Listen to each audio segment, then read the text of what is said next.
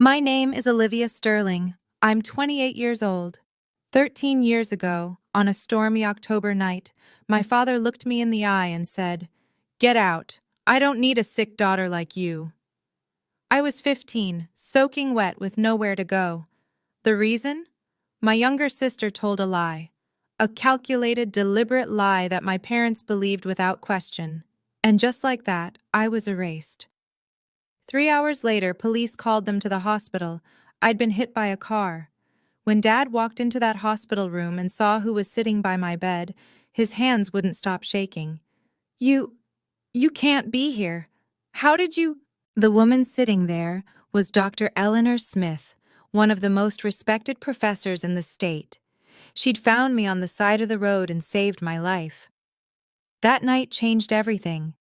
Last month, I stood on stage at my sister's graduation ceremony as the keynote speaker. My parents had no idea I was coming. Before I tell you what happened when they saw me, please take a moment to like and subscribe, but only if you genuinely enjoy this story.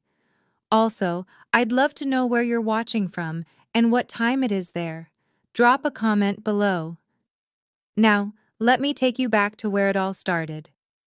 I learned early that in our house, Madison's tears were louder than my achievements. When I was 11, I won first place at the regional science fair. My project on water filtration systems beat out 40 other students. I was so proud. I ran home with the blue ribbon clutched in my hand, burst through the door, and found Mom in the kitchen. "I won!" I shouted. She smiled, hugged me. "That's wonderful, sweetheart." Then Madison walked in from dance practice, 8 years old, face red, tears streaming. I messed up my pirouette. Everyone laughed at me. Mom's arms left me. She knelt down, pulled Madison close. "Oh, baby, it's okay. You'll do better next time." I stood there holding my ribbon. Nobody asked to see it. That was the pattern. Madison needed more attention. Madison was sensitive. Madison required careful handling. I learned to celebrate quietly, to need less, to take up less space. By the time I was 14, I'd stopped showing them my report cards. Straight A's didn't compete with Madison's B- drama. When I got accepted into the prestigious summer science camp, I was thrilled. Full scholarship. 2 weeks studying environmental science with actual researchers. Dad looked up from his phone. "That's nice, Olivia." Madison burst into tears. "Why does she get to go away? That's not fair." Mom squeezed Madison's shoulder. "Olivia, maybe you could skip it this year. Your sister needs—" "I need you here," Madison finished. I didn't go to the camp. They said it was about family unity, about being understanding, about being the bigger person. I learned to be small, quiet, undemanding. But the breaking point was coming. I just didn't know it would arrive in a storm. The lying started small. Madison, 12 years old now, would borrow my things without asking. When I'd mention it, gently, always gently, she'd deny it. "I never touched your sweater," even when it was literally on her bed. Mom would sigh. "Olivia, don't start fights." Then money went missing from Mom's wallet. $50. Madison said she saw me near Mom's purse that morning. I hadn't been. I'd left for school early. Dad called me into his study. "Did you take money from your mother?" "No, I didn't." "Madison says you did." "Madison's lying." His jaw tightened. "Don't accuse your sister." "But I didn't." "Enough!" His voice cut through mine. "I'm disappointed in you, Olivia. I thought you were better than this." I lost my phone for a month, and the science camp opportunity I'd been promised for the following summer, gone. "We can't trust you with independence right now," Mom said. Madison watched from the stairs. When our parents weren't looking, she smiled. That stolen $50 was just a test run. Madison was learning she could get away with anything. The pattern escalated. A broken vase, my fault. A failed test Madison didn't study for. I should have helped her more. A rumor at school about Madison cheating on a quiz, I must have started. I stopped defending myself. What was the point? They believed her tears over my truth every single time. By 15, I felt like a ghost in my own house. Present but invisible. There unless they needed someone to blame. I started spending more time at the library, at school, anywhere but home. I told myself I just needed to survive until college. 2 more years. I could make it 2 more years. I was wrong. October. Junior year. Everything felt heavy that week. There was a boy at school named Jake. He was in my AP chemistry class. Nice guy. Terrible at balancing equations. He'd asked me for help a few times, and I'd stayed after class to explain stoichiometry. That was it. Just homework help. Madison had a crush on him. Massive, obsessive crush. She'd walk past my classroom just to see him. She'd practiced writing Madison Sterling Walker in her diary. I'd seen it once when I went to return her borrowed pen. On Tuesday, Jake caught me at my locker. "Hey, thanks for the help yesterday. You really saved me." I smiled.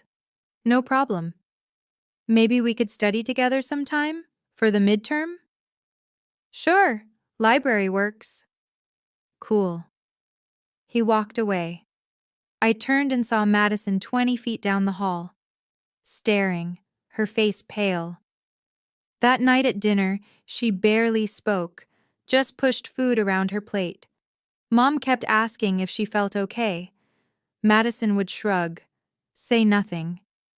I should have known silence from her was more dangerous than her tears. On Thursday, I had a visiting lecturer in my biology class, Dr. Eleanor Smith from the State University. She was talking about educational equity research. I stayed after to ask questions. She seemed impressed. "You have a curious mind," she said, handing me her card. "Don't let anyone dim that light." I smiled, thanked her, had no idea she would save my life a week later. That Friday, the storm warnings started. Big one coming, everyone was preparing, stocking up, battening down. Madison still wasn't talking to me, wouldn't even look at me. I remember thinking, at least I'll have the weekend to catch up on homework in peace. I had no idea what she was planning. Friday night. The rain started around 6. We ate dinner in near silence. The weather alert kept buzzing on Dad's phone. Wind advisories, flood warnings. Everyone was tense. Madison picked at her pasta. I could feel her watching me. When I glanced up, she'd look away. After dinner, I went to my room, started my English homework. Outside, the wind was picking up, rain hammering the windows, the kind of storm where you're grateful to be inside. Around 8, I heard crying downstairs. Madison, loud, heaving sobs. I froze, put down my pen, listened. Mom's voice, soothing. "Sweetheart, what's wrong? Talk to me." More crying. I waited. Maybe she'd twisted her ankle. Maybe she'd failed another test. Maybe... "Olivia!" Dad's voice, sharp, angry. "Get down here, now!" My stomach dropped. I walked downstairs slowly. Each step felt heavy. Madison was on the couch, face buried in Mom's shoulder. Mom was stroking her hair.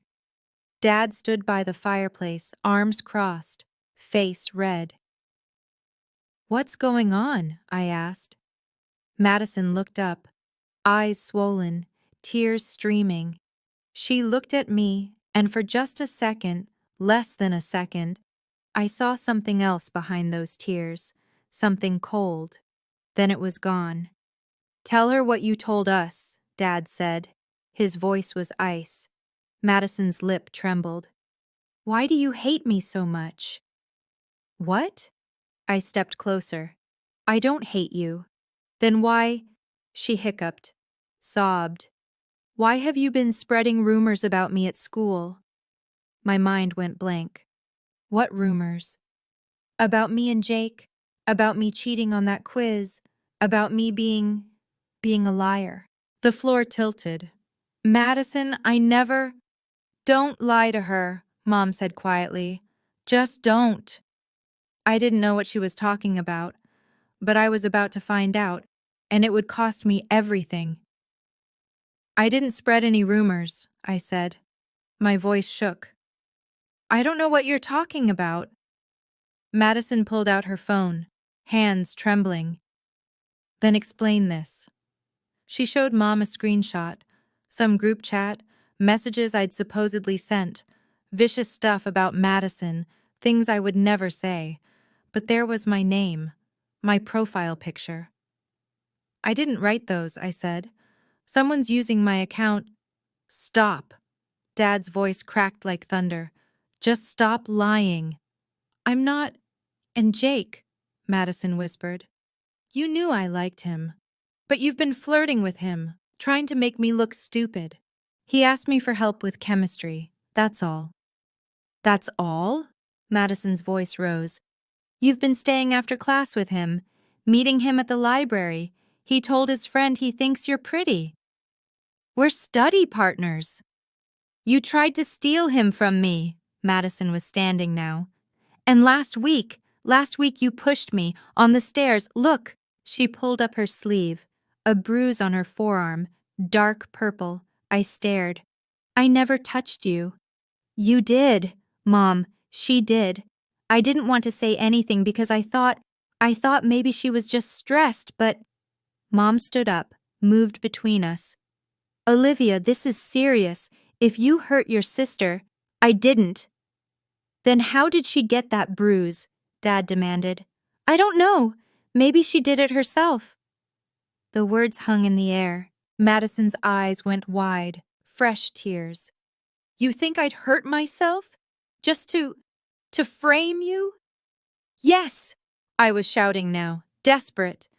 Yes, because you do this. You lie. You've been lying about me for years. Dad took a step toward me. Is this true, Olivia? You've been bullying your sister? Making her life miserable? No. God, no. Please just listen. I've heard enough. Enough! Dad's fist slammed on the mantel. I've heard enough of your excuses.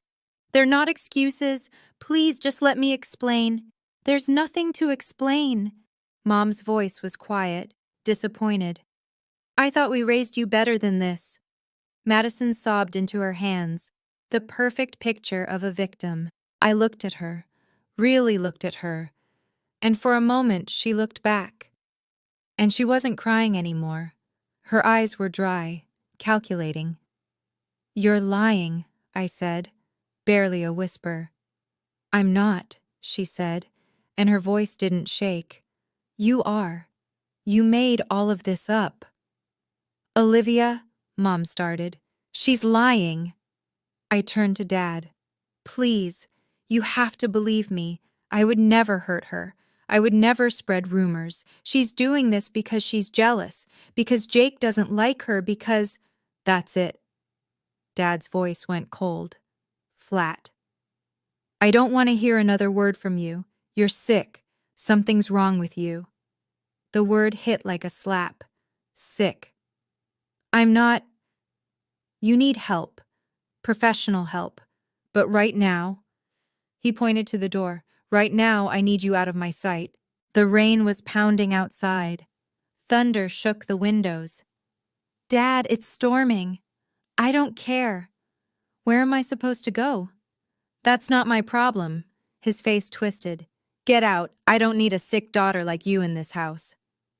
The words carved into me. Sick daughter, like I was diseased, broken, wrong. I looked at Mom, begging silently. Say something. Stop him. Tell him this is insane. She turned away, kept her arm around Madison. I grabbed my jacket from the hook. My hands were shaking so hard I could barely zip it. The door slammed behind me. Through the window, I could see Madison watching me leave. She wasn't crying anymore. She was smiling.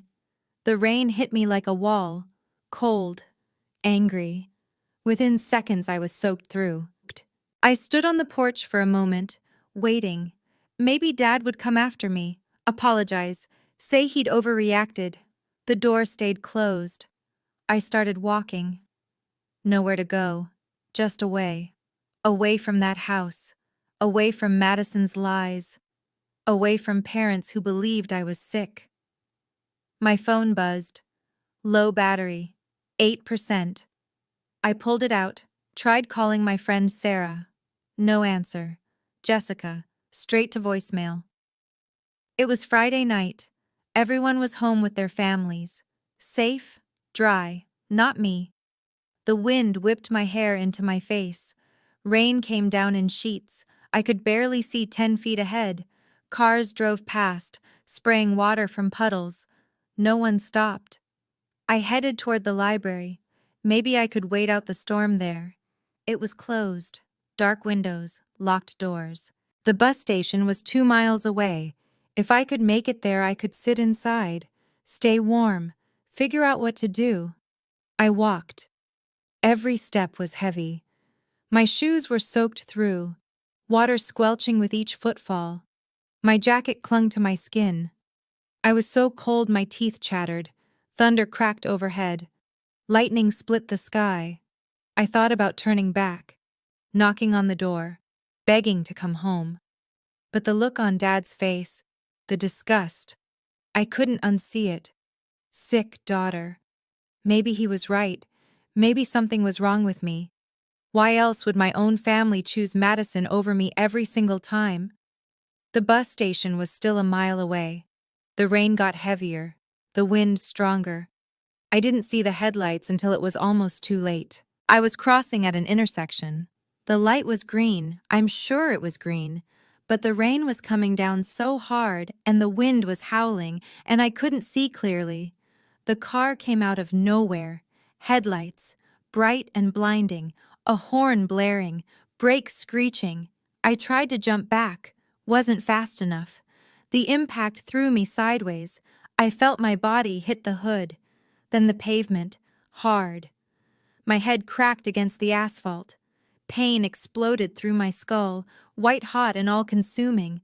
I couldn't move, couldn't breathe. Rain poured into my mouth, my eyes. Everything was sideways. Wrong. I heard a car door slam. Footsteps running. Splashing through water. Oh my God. Oh my God. A woman's voice. Panicked. Sweetheart, can you hear me? I tried to answer. Nothing came out. Don't move. Just stay still. I'm calling 911.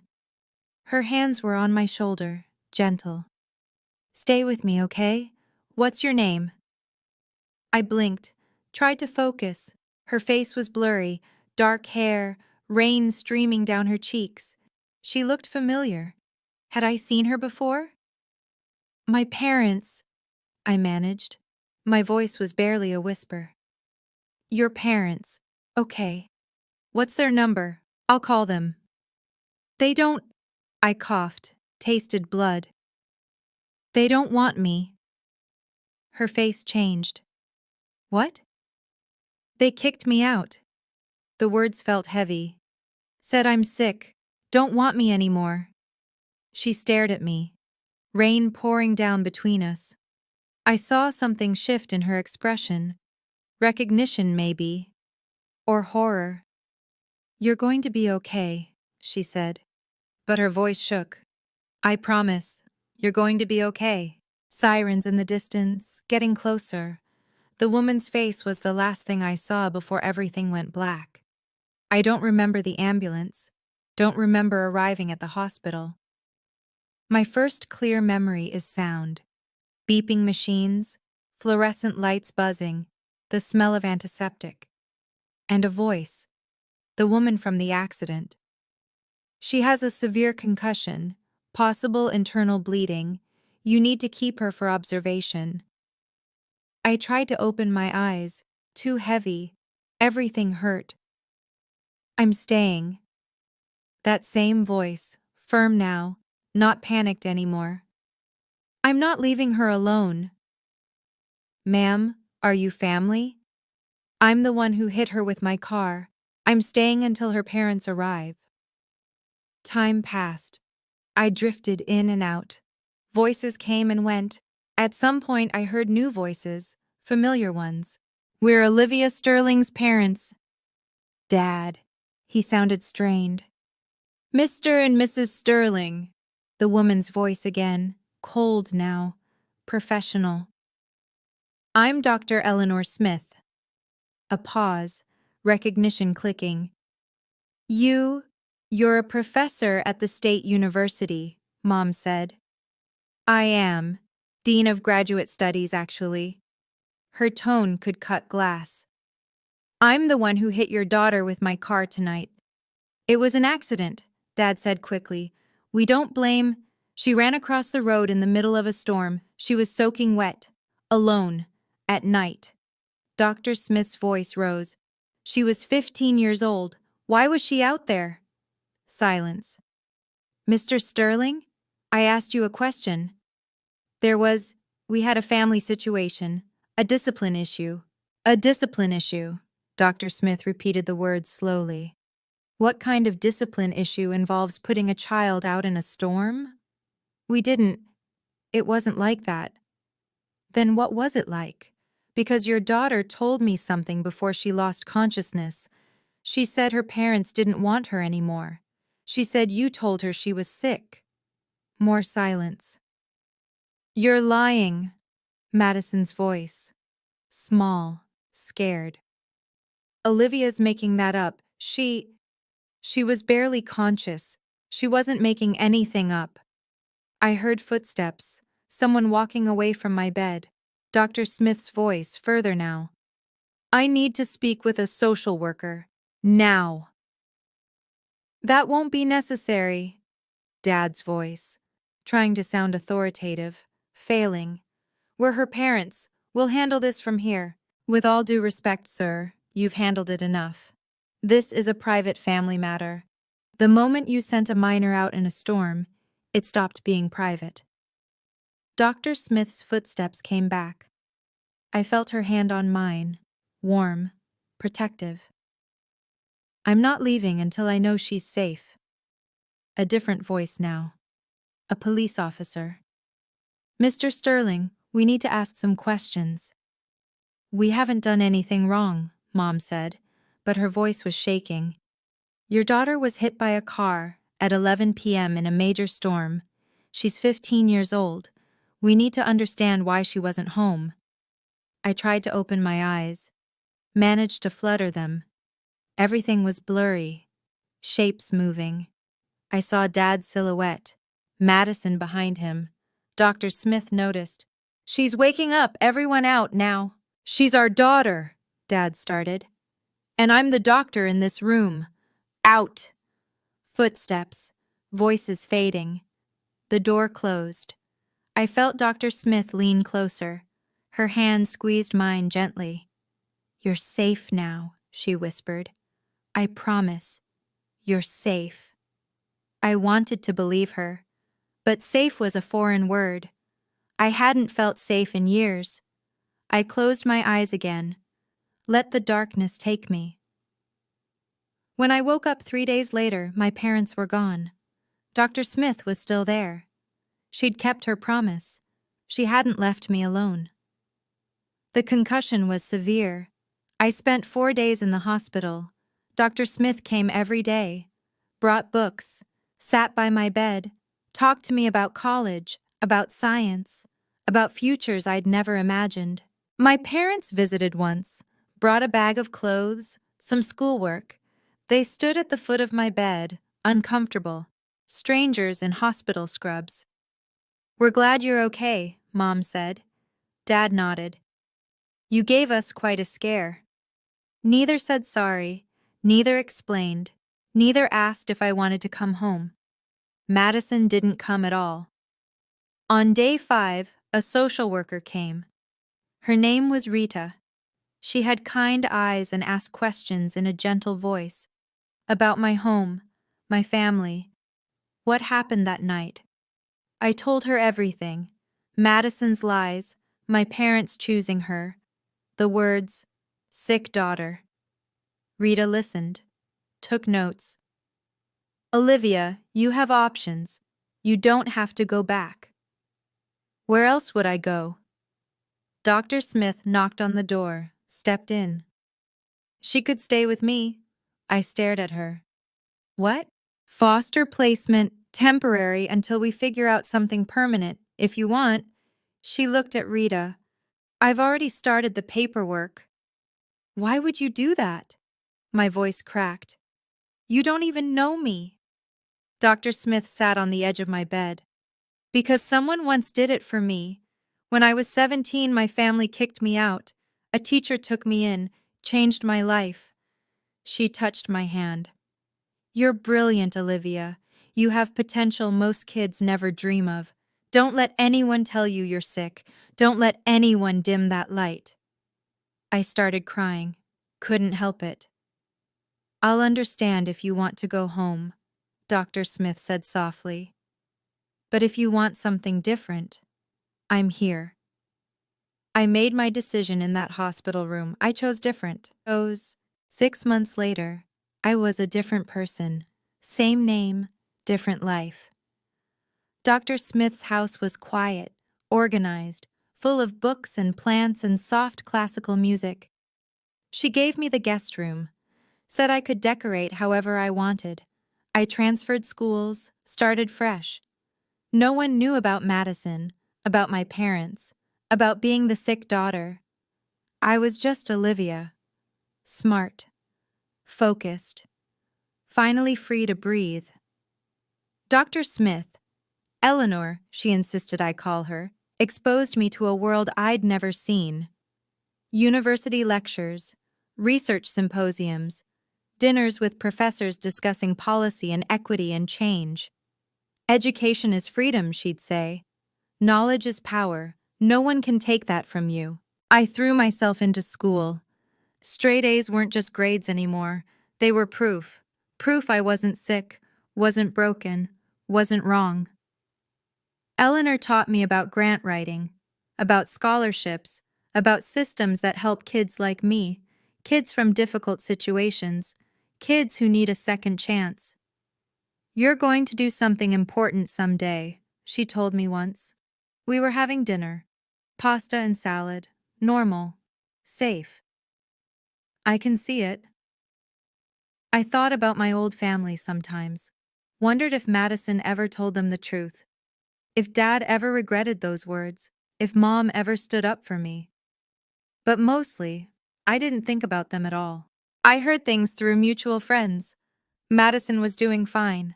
Still the golden child. Still the center of attention. My parents had removed all my photos from the house, like I'd never existed. Good, I thought. Let them erase me. I'm building something better. By my senior year, I had a plan. College, major in education policy, build something that would help kids who fall through the cracks, kids whose families fail them. I was going to turn my pain into purpose. College was a blur of study sessions and late nights and slowly learning to trust again. I got a full scholarship to a prestigious university. Eleanor's recommendation letter was glowing. I majored in education policy and social justice, minored in psychology. I wanted to understand systems, why some kids got help and others fell through cracks wide enough to swallow them whole. Summers, I interned at nonprofits, grant writing organizations, youth advocacy groups. I learned how money moved, how programs started, how to turn empathy into action. I graduated summa cum laude. Eleanor cried at my ceremony. I'm so proud of you, she whispered. So incredibly proud. I got hired immediately as a research coordinator at a university education department. Eleanor's university, actually. Different building, professional distance, but still connected. At 25, I had an idea. A scholarship program for students from difficult family situations. Kids who'd been kicked out, abused, neglected. Kids who needed a second chance. I called it the Second Chances Scholarship. Original, I know, but clear. Eleanor helped me write the grant proposals. We secured funding from 3 organizations, launched the program at 1 university as a pilot, then 2 universities, then 5. By the time I was 27, we'd awarded over $200,000 in scholarships, helped 47 students stay in school, stay alive, stay hopeful. Media started paying attention. Local newspapers, education journals. I gave interviews, spoke at conferences, always told my story, vaguely. A 15-year-old girl who was told she didn't belong. Never named names. One day, my colleague David Brooks knocked on my office door. "Olivia, you're being considered for keynote speaker at a graduation ceremony." "Which university?" "Riverside State University." My stomach dropped.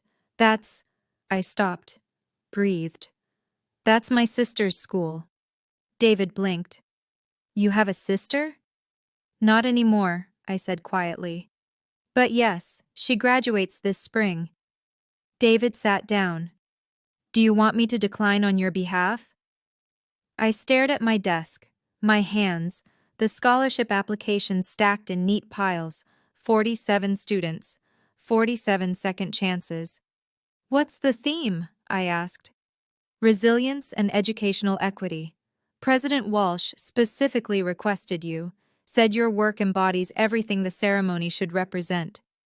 My work, the scholarship program born from being thrown away, from being called sick. Would I have to? I paused. Would I have creative control over my speech? Complete control, they just want you there. I thought about Madison, sitting in her cap and gown, smiling, probably bragging about her perfect family, her supportive parents, her only child status. I thought about my parents in the audience, proud, oblivious, still believing they'd made the right choice 13 years ago. I thought about standing on that stage, telling my story, not for revenge, for closure. "I need to talk to Eleanor," I said. That night, over dinner, I laid it out. They have no idea I exist in this capacity, no idea I built this. They probably think I'm dead or homeless or... I stopped. "I don't know what they think." Eleanor set down her fork.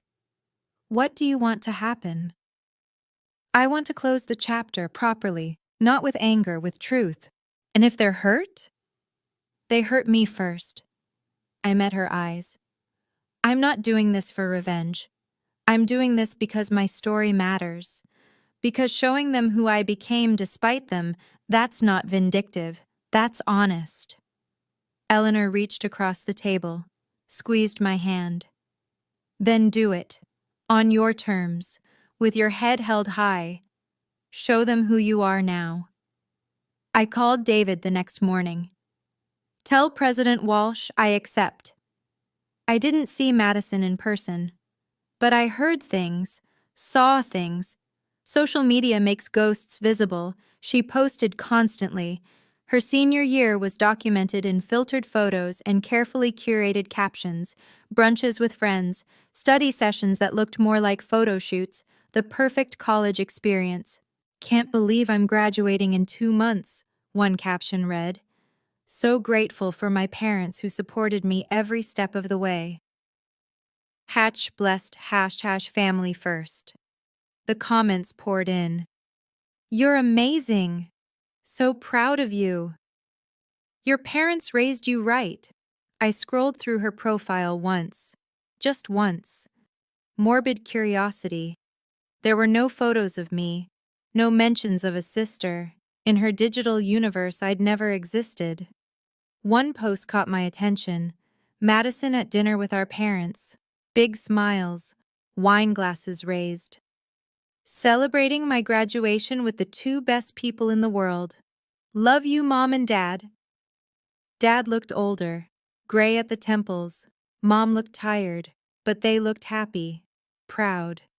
I closed the app. Through old acquaintances, people I'd known before the storm, I heard Madison was excited about graduation. Big ceremony. All her friends would be there. Her parents were throwing a party afterward. "The keynote speaker is supposed to be really good," one friend posted in a group chat I was still accidentally part of.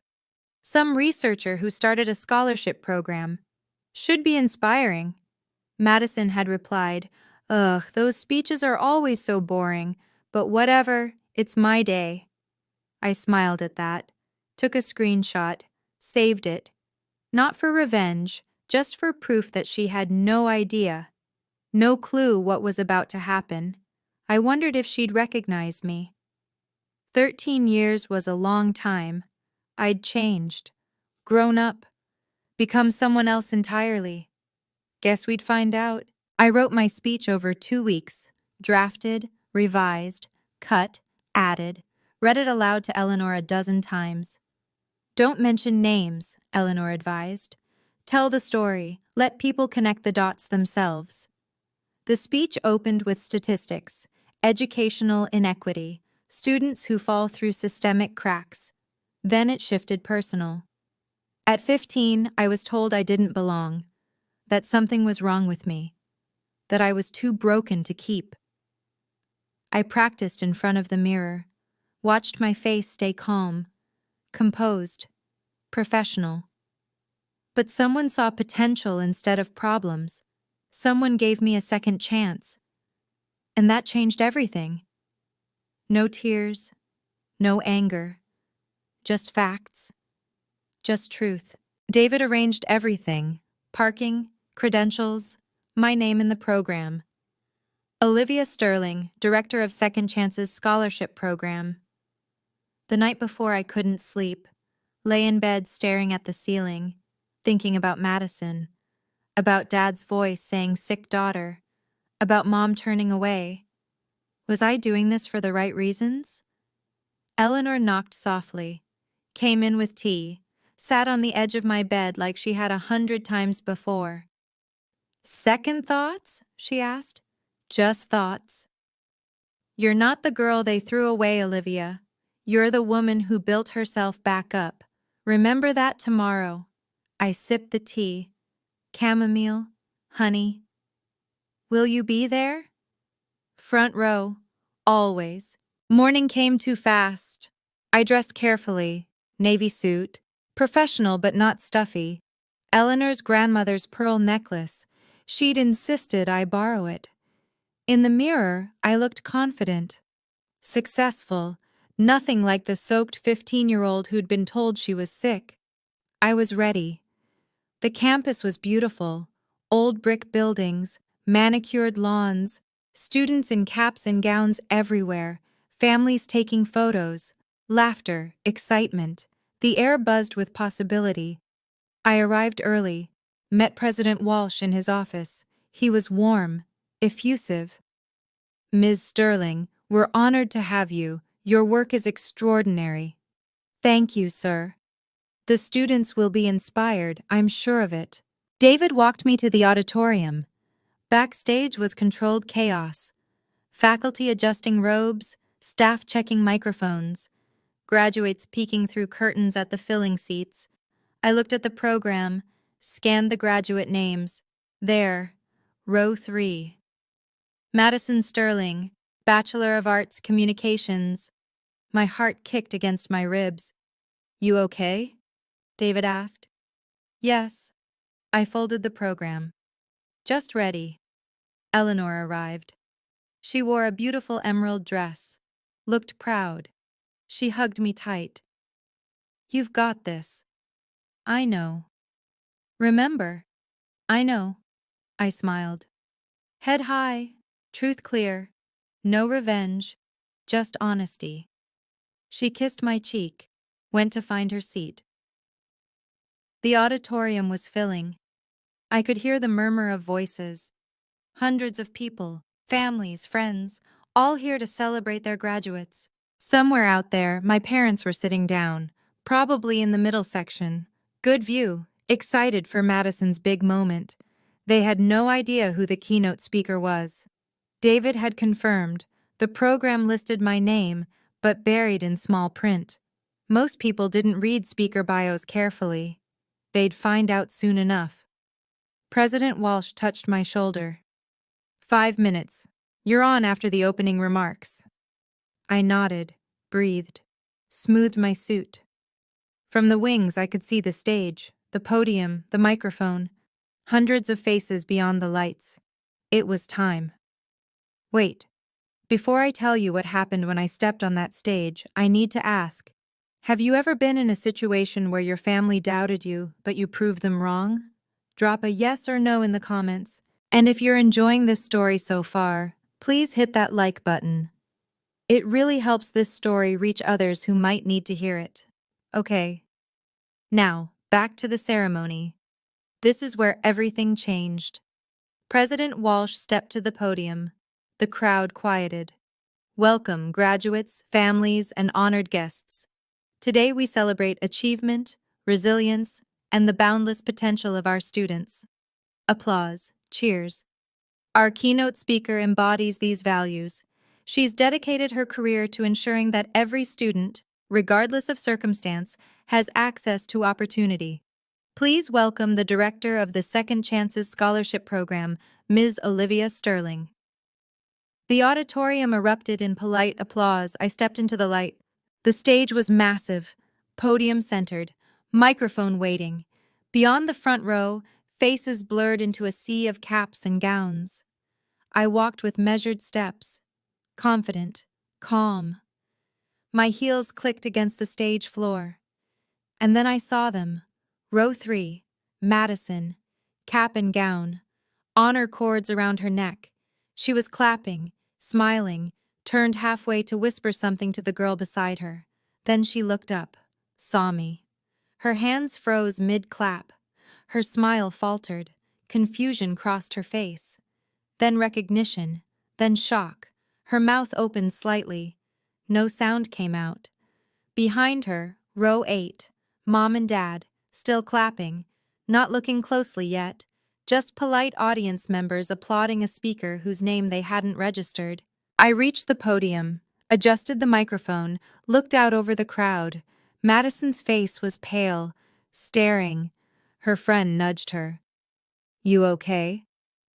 Eleanor sat front row, stage right. She nodded once, small, encouraging. I gripped the podium edges. "Good morning. Thank you, President Walsh, for that generous introduction." My voice carried, clear, strong, amplified across hundreds of people. Dad's head jerked up. I saw him lean forward, squint, trying to place my voice. Mom's hand went to her chest. I smiled, professional, warm. "It's an honor to be here today. Today, I want to talk about resilience, about what happens when you lose everything and find yourself anyway." The audience was quiet now, attentive. "Let me tell you about a 15-year-old girl." I kept my voice steady, conversational.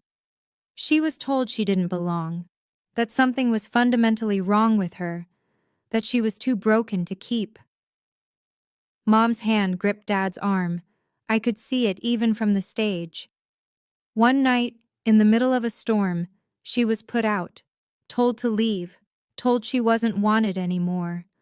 Whispers rippled through the crowd, uncomfortable shifting. She wandered alone in that storm for hours. No phone, no money, no place to go. She was hit by a car, nearly died. Madison had gone completely still, frozen. Her face was white.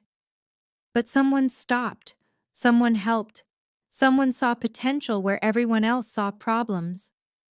Eleanor's eyes were bright, proud. That person became her family, her mentor, her mother in every way that mattered. I paused. Let the words settle. That 15-year-old girl was me. The auditorium went silent. You could have heard a pin drop. Dad stood up halfway. Mom pulled him back down, both of them staring, mouths open. Madison looked like she wanted to disappear through her chair. Students around her whispered, pointed.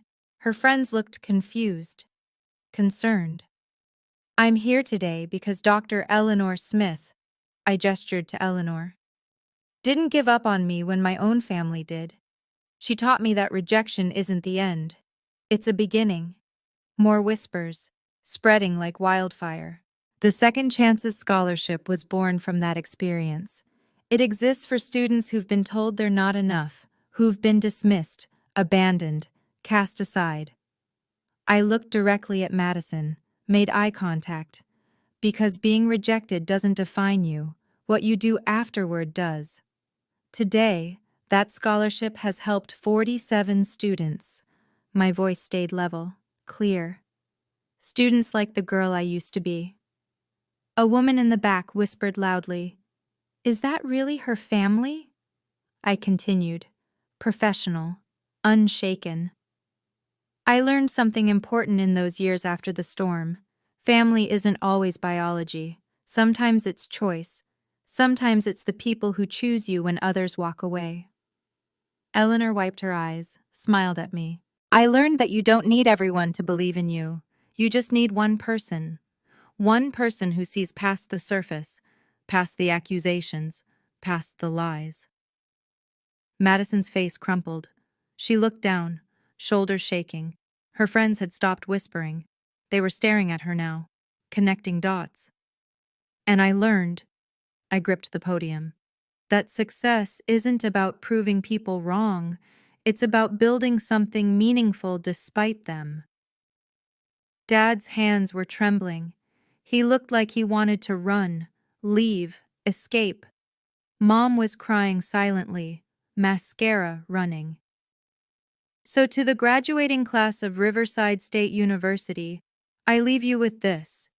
Your worth is not determined by who stays. It's determined by how you grow after they leave. I paused. Let that land. You will face rejection, disappointment, people who underestimate you. That's guaranteed. I looked across the sea of graduates, young faces, hopeful. But you get to decide what happens next. You get to choose who you become. Standing ovation. Slowly at first. Then building. Students standing. Faculty. Families. Not everyone. Dad stayed seated. Pale. Hands over his face. Mom stood mechanically. Clapping weakly. Tears streaming. Madison didn't move. Sat frozen. Staring at her lap. I stepped back from the podium. President Walsh was beaming. "Thank you, Ms. Sterling. That was powerful." I walked off stage, back into the wings, and I breathed. The ceremony continued. President Walsh returned to the podium, started calling names. I stayed backstage, watched through the gap in the curtains. The energy had shifted. Students walked across stage to receive diplomas, but the applause was distracted, uneven. People were still processing my speech, talking, pointing, checking their phones. Madison Sterling, Bachelor of Arts, Communications. Madison stood, walked to the stage. Her smile was tight, forced. Her hands shook as she accepted the diploma. The applause was thin, scattered. Some people clapped enthusiastically, her close friends probably, but others didn't clap at all, just watched, whispered. She walked off stage quickly, disappeared into the crowd of graduates. I saw her friends huddled around her, talking urgently. Madison shaking her head, trying to explain something, failing. Dad and Mom sat rigid, not talking, not moving, just staring straight ahead. After all the names were called, President Walsh closed the ceremony. "Congratulations to the class of 2026. Caps flew. Cheers erupted. Families rushed forward. I slipped out a side door, met Eleanor in the reception area outside the auditorium. "You did it," she said, hugged me tight. I did. "How do you feel?" I thought about it. "Free?" David appeared. "Olivia, that was, wow." He looked flustered. "I had no idea. Your family? Are you okay?" "I'm fine. They're asking to see you." "Who?" "Your parents. They're at the side entrance. They want to talk." My stomach tightened. Do I have to? David shook his head. Absolutely not. I can have security. No, I straightened. I'll talk to them, on my terms, 5 minutes. That's it. Eleanor squeezed my hand. I'll be right here. I walked toward the side entrance, toward the family I'd left behind 13 years ago. They stood by a pillar. Dad's face was gray. Mom's makeup smeared. Madison hovered behind them, eyes red. I stopped 3 feet away. Professional distance. You wanted to talk? Dad's mouth opened, closed. Olivia, we didn't know you'd be here. I'm sure you didn't. You look, Mom's voice broke. You look well. I am well. Dr. Smith made sure of that. Eleanor had followed me, stood slightly behind, protective. Dad's eyes flicked to her, then away. We owe you an apology. You owe me a lot more than that. My voice was calm, level. But an apology is a start. We made a mistake, Mom said. A terrible mistake. We should have listened. You should have protected me. That's what parents do. They protect their children. I kept my hands at my sides, didn't cross my arms, didn't close off. You chose Madison's lie over my truth. You called me sick, threw me out in a storm. Madison flinched, tears rolling down her face. We were wrong, Dad said, his voice cracked. I was wrong. I've got Olivia. I've regretted that night every day for 13 years. Good. The word hung there, sharp. Can we talk? Mom reached toward me. Privately? As a family? We're not a family. I said it gently, not cruel, just factual. You made that clear 13 years ago. But we can fix it, Dad said desperately. We want to fix it. Please. There's nothing to fix. You made your choice. I made mine. We're done. Olivia, Madison's voice, quiet, broken. I'm sorry. I was 12. I was stupid. I didn't know. You were old enough to know what you were doing. David appeared with a folder. Olivia, these are the scholarship applications for next semester. President Walsh wanted you to have them before you left. He handed me the folder. Official university letterhead, my name, my title, photos of scholarship recipients, testimonials. Dad's eyes fixed on it. You really did all this? Yes, despite everything. Mom took the folder gently, opened it, read. Her face crumpled. 200 students? 47 so far, but we're expanding. You're a director? Senior director, as of last month. I took the folder back. I work with 5 universities. We've granted over $200,000 in scholarships to students from difficult situations. President Walsh joined us, oblivious to the tension. Ms. Sterling, that was the best keynote we've had in years. The students are still talking about it. Thank you, President Walsh. He turned to my parents. Are you Olivia's family? You must be so proud. Silence. They are, Eleanor said smoothly. Aren't you, Mr. Sterling? Dad's jaw worked. Yes, very proud. President Walsh beamed.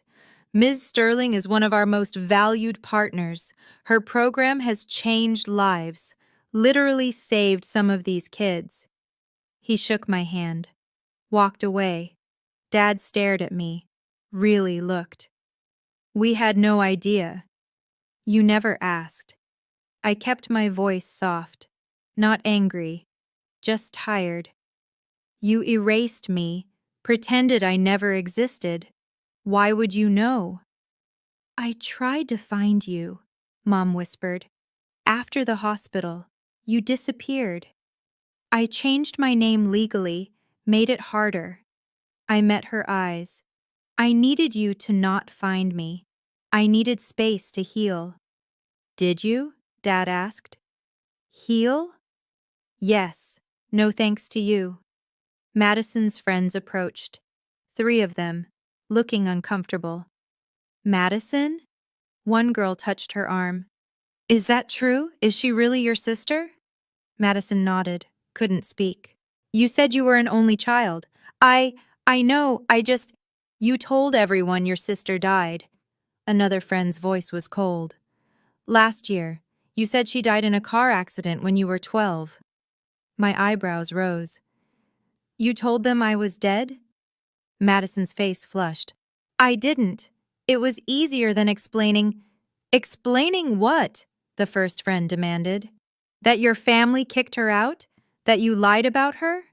It wasn't like that. Then what was it like? The third friend looked at me. I'm sorry. I'm so sorry this happened to you. Thank you, I said quietly. They walked away. Madison stood there, alone, watching them leave. Madison, Mom started. Don't. Madison's voice was sharp. Just don't. She looked at me, really looked. I wanted to tell them so many times. I wanted to tell everyone the truth, but I was scared. Scared of what? That they'd hate me. That everyone would hate me. She wiped her eyes. They were right to. I deserve it. Madison. I stepped closer. I don't hate you. I forgive you. For my own peace, not yours. But I don't want a relationship. I need you to respect that. Can't we just... No. Firm. Clear. You made choices for 13 years. Choices to keep lying. To keep me erased. That's not childhood stupidity. That's who you became. Madison sobbed. Mom pulled her close. I looked at Eleanor. Can we go? Yes. She linked her arm with mine. Let's go home. We walked away, didn't look back, didn't look. Behind us, I heard Madison crying, heard Dad saying my name, weak, desperate. I kept walking. Okay, I need to pause here for just a second. That moment, standing there, watching Madison realize she couldn't lie her way out. It was 13 years in the making. If you've ever had to set boundaries with toxic family members, drop a comment. Boundaries matter. And if this story is resonating with you, please subscribe. I share these stories because I know someone out there needs to hear them. Now let me tell you what happened in the weeks that followed. The week after graduation, my phone wouldn't stop buzzing. Voicemails from Dad. Please call back. We need to talk. I'm so sorry. We're so sorry. Just, please. Emails from Mom. Long, rambling, full of apologies and excuses. We were under so much stress. Madison was going through a phase. We didn't understand what we were doing. I didn't respond, not yet. Work kept me busy. Scholarship applications poured in. The ceremony had gone viral, not the whole thing, but my speech. Someone had recorded it, posted it to social media. 50,000 views, then 100,000. Comments flooded in. This woman is incredible. Family isn't blood. It's who shows up. I cried. This is exactly what I needed to hear. But also, anyone know if this is real? What university was this? Need to know what happened to the sister. I ignored them, focused on work. Then an email came from one of Madison's former friends. Subject line, "You deserve to know." Inside, screenshots, group chats. Madison's friends discussing her, distancing themselves. One message stood out. I can't believe she lied about her sister being dead. That's psychotic. Another. I'm uninviting her from my wedding. I don't want drama. Madison's carefully constructed social life was crumbling. Part of me felt bad, a small part. The larger part felt nothing, just relief. Eleanor and I had dinner. Quiet. Comfortable. How are you processing? She asked. I don't know, I feel...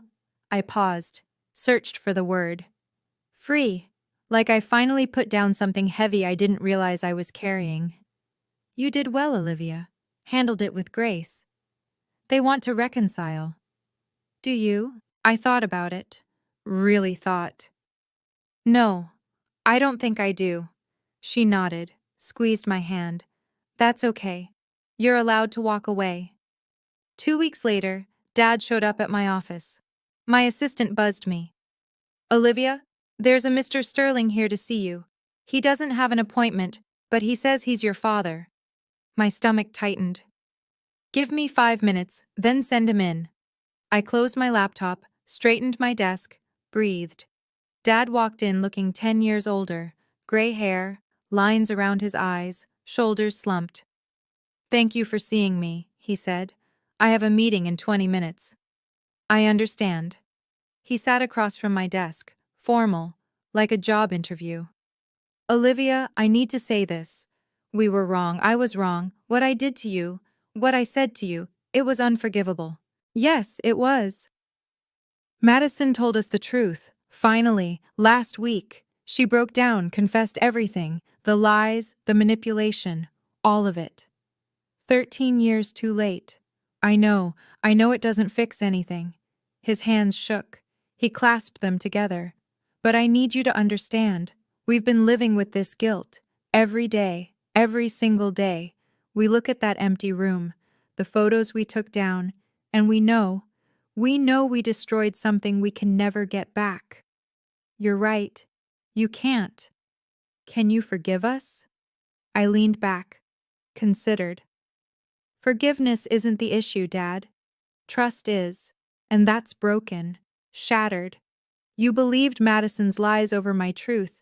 You called me sick. You threw me out in a storm. I know. You don't know. My voice stayed calm, quiet. You don't know what it's like to be 15 and homeless in a storm. To be told by your own father that you're too broken to love. You'll never know. Tears rolled down his face. What can I do? Tell me what I can do. Nothing. There's nothing you can do. It's too late. 3 days later, an email arrived. Subject: I'm sorry. From Madison. I almost deleted it, finger hovering over the trash icon, but curiosity won. Olivia, I know you don't want to hear from me. I know I don't deserve your attention, but I need to say this. I was jealous, so jealous of you. You were smart and capable and people liked you without you even trying. I had to work for every bit of attention I got. And it still wasn't enough. You were always better. When Jake liked you instead of me, I snapped. I planned the whole thing, the screenshots, the bruise, everything. I knew Mom and Dad would believe me. They always did. I didn't think it would go that far. I didn't think Dad would actually throw you out. When I saw you walking into the storm, I felt sick, but I couldn't take it back. I was too scared, too proud. I've spent 13 years lying to everyone, to myself. I told people you died because it was easier than admitting what I did. I destroyed your life, I know that, and I destroyed my own too. I have no real friends now. Nobody trusts me. I lost my job offer because someone from graduation told HR about my family situation. I'm not asking for forgiveness. I don't deserve it. I'm just asking you to know. I'm sorry. I'm so, so sorry. Madison. I read it twice. Saved it. Didn't respond. 4 days later, she sent another. Then another. Each one more desperate. More broken. After the 5th email, I replied. Short. Final. Madison, I accept that you were young, but you had 13 years to correct it. You chose to keep me erased. I forgive you for my own peace, but I don't want contact. Please respect that. She stopped emailing. My speech went more viral than I'd expected. A local news station reached out, wanted to interview me about the scholarship program. I agreed, but only if we focused on the students, not my personal story. The segment aired. Local researchers' Second Chances program helps students in crisis. They interviewed 3 scholarship recipients. One girl said, "This program saved my life. Literally, I was about to drop out. Ms. Sterling's team gave me hope." Applications tripled. Funding requests poured in. 3 more universities wanted to partner. Education journals called. "Would you write about your methodology?" A national conference invited me to speak. Equity in education, closing the gap. David knocked on my office door. "You're famous now. How does it feel?" "Weird. I just wanted to help some kids." "You're doing more than that. You're changing systems." The State Board of Education sent a commendation, recognition for outstanding contribution to educational equity. And through it all, I saw the ripple effects. Madison's social media went quiet. No more posts. Her accounts eventually went private. Dad sent one final email. "We're proud of you, even if we have no right to be." I didn't respond. Mom tried calling once. I didn't answer. Old family friends reached out on LinkedIn. Awkward messages. "Heard about your work. So impressive. Maybe we could catch up?" I declined politely. Meanwhile, Eleanor was accepted as a keynote speaker at a national conference. "Come with me," she said, "as my guest and colleague." "I'd love to." We flew to Chicago, presented together, stayed in a nice hotel, talked about everything except my biological family. "You've built a good life," Eleanor said over dinner. "You should be proud." "I am, because of you." "No," she shook her head. "Because of you. I just gave you a chance. You did the rest." 1 year after Madison's graduation, my life looked completely different. The Second Chances Scholarship was now in 10 universities. We'd helped 83 students stay in school, stay alive, stay hopeful. I was promoted to senior director, got a corner office, a raise, recognition from people whose names I'd only read in textbooks. I dated someone, a kind man named Marcus who worked in public policy. It didn't work out, but it ended amicably. I was learning that not all endings had to be painful. Eleanor turned 60. We threw a party. Colleagues, friends, students she'd mentored over the years, people who loved her, chose her, built family around her, I gave a toast. "To the woman who taught me that family is built, not born. Thank you for choosing me."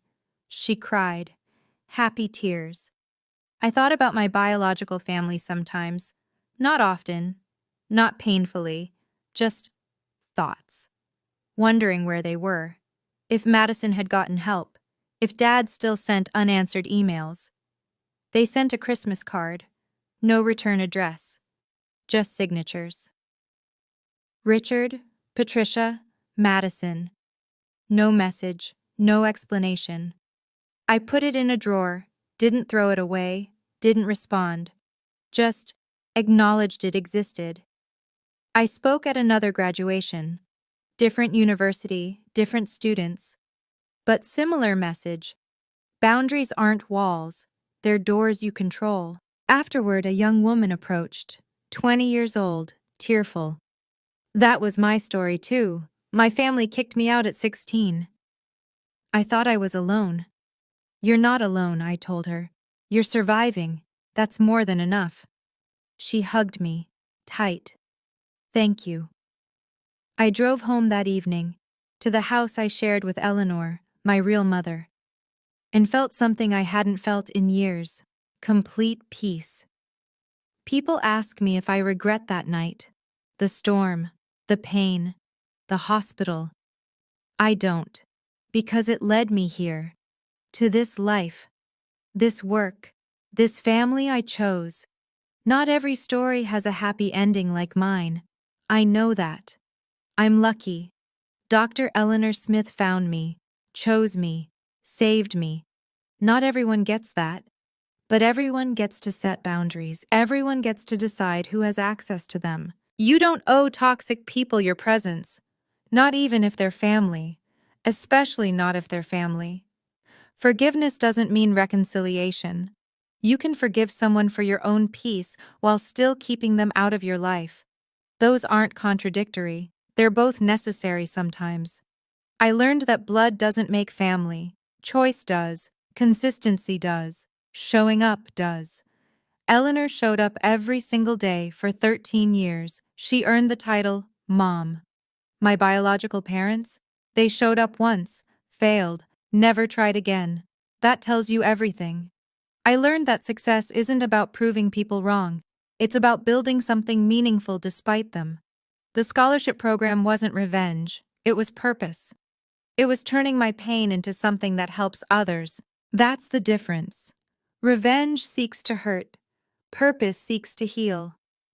I learned that your worth isn't determined by who stays. It's determined by how you grow after they leave. Some people will always underestimate you, reject you, tell you you're too broken, too sick, too much or not enough. That's their limitation, not yours. You get to decide what happens next. You get to choose who you become. I chose to become someone who helps kids like me, kids who need a second chance, kids who deserve to know they're worth saving. That's my legacy. Not the family that threw me away, but the family I built afterward. So that's my story. The storm that almost destroyed me became the catalyst for everything I built. I'm 28 now, same age as when I started telling you this, but I feel older, wiser, whole. My parents' names are still in my phone. I haven't deleted them, but I haven't called either.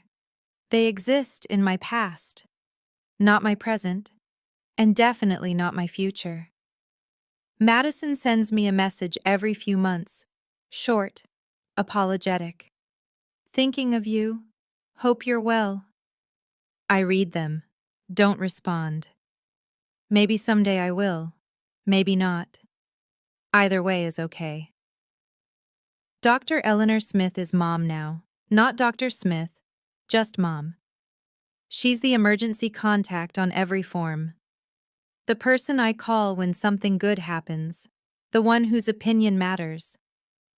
Blood didn't make her my mother, choice did.